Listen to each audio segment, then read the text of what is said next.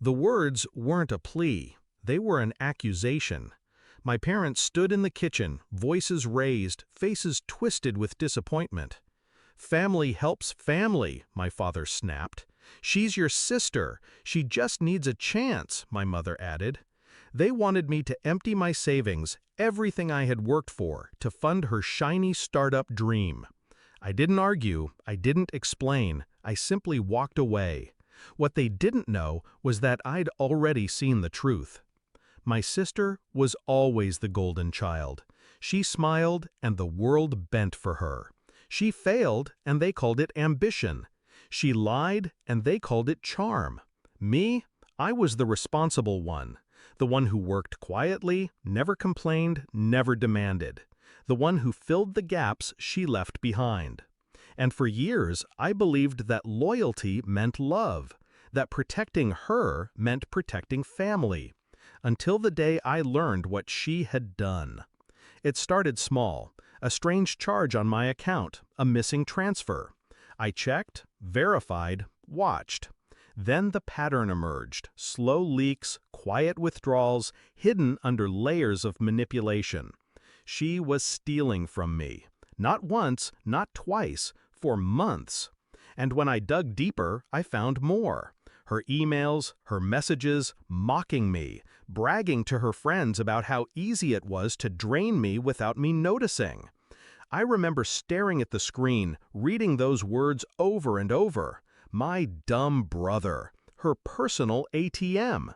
That was the night I stopped being her shield. I didn't confront her. Confrontation is messy. It warns the enemy. No, I chose patience. I chose silence. I chose strategy. I closed every account she touched, built walls around my money, moved my savings into places she couldn't reach. But I left the surface untouched. I let her believe the vault was still open. Because the greatest satisfaction isn't just protection, it's timing. When she came with her pitch, it was almost theatrical.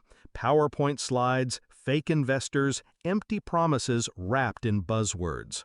And my parents, of course, believed every word. "She just needs funding to start," they said. "She's counting on you."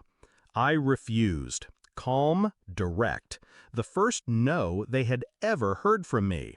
That was when they snapped. That was when they yelled, "How dare you refuse to help your sister?" And I walked away, because the game had already begun. Her startup account? Frozen. The partner she bragged about? Informed of her theft. The documents she forged? Forwarded to the authorities. One by one, every illusion she built unraveled. Her empire of lies collapsed before it even stood. This morning, my phone rang. My mother's voice shook. "They're investigating her. Banks are asking questions. Your sister is in trouble. Did you know about this?" I said nothing. Let silence answer for me. An hour later, the doorbell rang. And there she was, my sister, once golden, now pale, frantic, stripped of her crown. Her voice cracked. "Help me, please, just this once."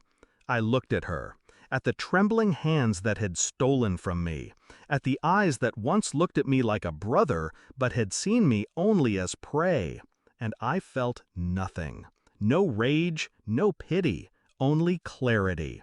"You already had my help," I said. "You chose to steal it." Her face crumbled. She realized then there would be no rescue. Not from me, not anymore. And I closed the door. Now, as I sit with my coffee, the house quiet, I think about the night they screamed at me. How dare I refuse to help her? The truth is, I did help. I helped her see the cost of betrayal. I helped her meet the consequences she thought she could outrun. Family doesn't mean sacrifice. Family means accountability. And today, she finally learned it. I didn't argue. I didn't shout. I simply walked away. And in that silence, she lost everything.